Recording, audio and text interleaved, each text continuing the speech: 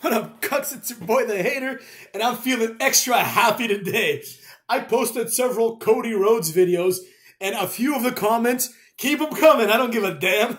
A few of the comments are a bunch of butthurt Cody fans. It was hilarious reading it. They're like, Cody's great, I love Cody. Why would you say anything else?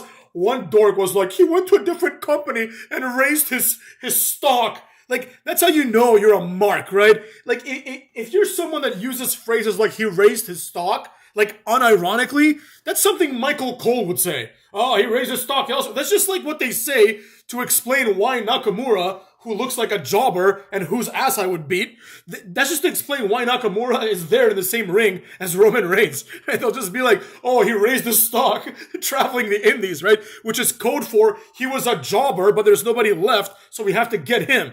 Right? That's what that means, right? Cody Rhodes didn't improve. You know, this idea that he went and improved himself is absurd. He didn't do anything. He just went there, he stopped being Stardust, and he's like, I'm Cody Rhodes now. My father, which was his gimmick before being Cody Rhodes. What did he do? How did he raise his stock? Did he develop a new moveset? He did not. Did he develop a new character? He did not. As someone in the comments correctly pointed out, Cody Rhodes' character is that he's his father's son. That's it. He has no actual character. He's just that guy who's like, my dad was famous, and I deserve and I finished my story. Ah, shut your mouth, you blonde loser. Anyways, so I was really, really happy to see all these people getting so serious about me making fun of Cody Rhodes. I'm not happy that they're upset, you know. The Hater would never want to upset anybody. Wink, wink, cucks.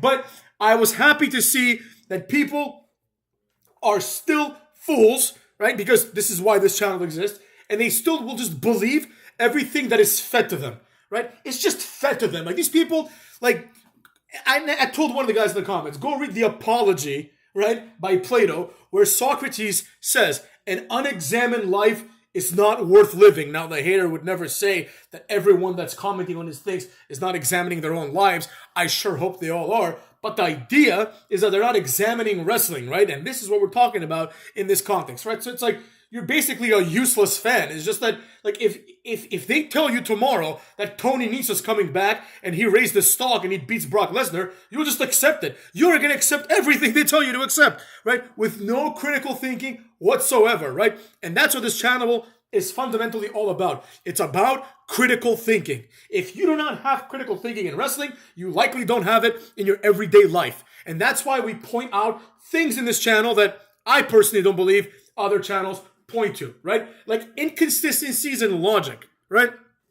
The biggest one, of course, being that Cody Rhodes can just bleach his hair blonde and all of a sudden he's good enough to beat Brock Lesnar. With dark hair, he couldn't beat Wade Barrett. With dark hair, he was jobbing to Heath Slater. But he bleached his hair, started wearing a suit, and all of a sudden, he raised his stock. How did he raise his stock? He never drew a dime. You know, before he left AEW, they were getting like 800,000 viewers. After he left, they were getting 800,000 viewers, right? He makes no difference. He hasn't improved WWE's ratings, right? So how did he raise his stock? He didn't, you dipshits. All that happened is he left, and then people were like, something must have happened because all of a sudden, people are cheering him. Yeah, what happened is you're all idiots, you're all dipshits, and you're going to do exactly what you're told to do. It's as simple as that. You do what you're told, right? It's like there's music out there that is good, and there's music out there that is manufactured. You know, the manufactured music is really, when it's manufactured, it really is catered to very stupid people, right? It's just like, it's basically like, oh, we don't have to try hard on this because they're going to buy it anyways, right? Oh, here's a new Taylor Swift song. You know, I don't like her personally, but I'm told she's good, right? Whatever. You know, like, here's a new Taylor Swift song. People are like, yeah, like a bunch of seals clapping it up, waiting for the next fish to be thrown in their face. Now, I'm not going to sit here and be a music elitist. If you like Taylor Swift, like, I like Britney Spears. I don't give a damn. I like whatever I want. Cut, you know what I'm saying? But, I actually don't like Britney Spears. Well, she's okay. But the point is, like, that there's people out there that are making actual good music that takes effort, that actually have skill, right? But why? It literally falls on deaf ears. That's why we have this expression, to be honest. It falls on deaf ears because people are not concerned with that. Like, if you told me that French Montana would have a career like 30 years ago, I would spit in your face. I would not believe it. If you told me that all these other dorks, like all these dorks with the same haircut and face tattoos, that they would be like in a rap right now, like compare them to like, I don't know, Nelly, right? Nelly's like if Nelly was around today, he'd be like Tupac and Biggie combined in terms of his value. But that's not the point. The point I'm trying to make is this: there's people that just believe what they're fed, and good. The hater loves those people. The hater embraces those people. Most people are those people, right? And that also should kind of make them ashamed of themselves, because it's like all you're doing is just parroting the mainstream opinion. It's like there's really no point in you at all, right? Just don't even make the comment, you know? I mean, the hater appreciates the comments. Keep on doing that. But it's like, there's no point. If you don't make it, someone else will. Like, you've never said anything unique in your life. You know what I'm saying? But anyways, I digress. The real point that I think needs to be addressed was also brought up in one of those comments, right? Last night on Raw, Seth Rollins and Cody Rhodes have a segment, right? Basically, the segment can be best summarized as Seth Rollins is begging Cody Rhodes to go for his bullshit title instead of, going for Roman Reigns' obvious real title, right? Seth Rollins' argument is, this is the workhorse title. In other words, it's the jobber title, right? It's not, you can't be a workhorse in a fake sport. It's fake. You know what I'm saying? Like, Roman Reigns can do that too, right? That's one thing that people don't understand. They'll watch, like, back in the day, not anymore. I think ROH is done, basically. But back in the day, they'd watch ROH, they'd see Kevin Owens, just a fat nobody, right? And they'd be like, oh, this guy's better than Cena, right? No, he's not better than Cena. Cena, if Cena wanted to, he could do everything Kevin Owens does. The difference is, so could Hulk Hogan. The difference is, they don't have to, right? Why the hell would Hulk Hogan go out there and bust his ass, driving himself and his friends headfirst through ladders and tables and chairs? Oh my. Why would he do that? He doesn't have to. He can just go off the rope, drop a leg, and get a bigger pop in one move than Kevin Owens will get in his entire career, right? That's the difference, right? It's not so much that there's something special about Sami Zayn. Like, do you really think that Taka Michinoku cannot do what Sami Zayn does? Do you really believe that there's any wrestler in WWE that cannot do all the moves that Sami Zayn does? Of course there isn't. Everyone can do those moves. Everyone. Drew Gulak can do those moves. Timothy Thatcher can do all those moves.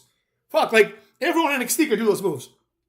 But some of them have to do more moves to get over. Some have to do less. Excuse me, cucks. The people that have to do less moves have other attributes. Cena's not there to put on a wrestling clinic, right? He doesn't have to put on a wrestling clinic. Same thing with Roman Reigns. He doesn't have to go and perform every month, and he's still more relevant than Seth Rollins, as we're going to see when Cody Rhodes picks Roman Reigns, right? That's what this all comes down to, right? The idea is, for the first time ever, the first time I can remember, I don't think I've ever seen it before in my life, the champion is asking the Royal Rumble guy to pick them, right? It's the only time, and not just asking, but legitimately begging, right? Seth Rollins, if he cared about the title, right, he should just be like, if Cody Rhodes wants it, he knows where I am, pick me, right? But instead, he goes on this rant trying to convince Cody so they can oust Roman from the company. Like, the irony is, it doesn't matter who Cody picks. Nobody cares. You know what I'm saying? Like, the central question here, with this WrestleMania, as well as last WrestleMania, and the last few several WrestleManias, is not which champion is Cody Rhodes going to challenge. Nobody gives a shit about which champion Cody Rhodes is going to challenge. People care, about one thing, and that is who's going to wrestle Roman Reigns, right? So if it's not Cody, great. Have fun on night one. I don't give a damn. Like, if it's Roman Reigns versus, fucking, I don't know, Danhausen, right? That's more interesting than Cody Rhodes versus anybody, right? Unless it's obviously Cody Rhodes versus Roman Reigns, right? The idea is people are too into this guy. It's getting weird, right? It's been weird for a while. It's getting weird. And, quite honestly, these people need to go read a book, you know what I'm saying? To learn what real entertainment is. Read some philosophy. I recommend The Apology by Plato. But what can I do? You know what I'm saying? I can only do so much. The idea is that a good wrestler and a good title would not need to try to attract Cody Rhodes, right? The idea is the opposite. We all know, everybody knows, and even Seth Rollins pretending otherwise is silly, right? He's taking this title and he's trying to build it up. That would have been a much better storyline. He shouldn't be like, this title is better than Roman Reigns. He should just be like, I'm better than Roman Reigns, you're better than Roman Reigns, so why don't we fight and give some prestige to this title? Because thus far it has no prestige because it was held by Seth Rollins, who before winning the title was wrestling Montez Ford for the U.S. title. You know what I'm saying? They were in the U.S. title Elimination Chamber last year, right? Do you remember that? A year ago, Seth Rollins was in the Elimination Chamber, and the Elimination Chamber match was for the U.S. title. You know what I mean? Like that's like the most embarrassing thing I've heard in my life. You're going to have an elimination chamber for the U.S. title. Oh, and by the way, Montez Ford, we were told that by this time next year, Montez Ford would be in the main event. And I said back then, Montez Ford, this time next year, will be in the same spot he is, or worse. And where is he? Worse, right? He went back to being a tag team jobber. He's accomplished absolutely nothing for the last year. Gunther has accomplished nothing for the last year.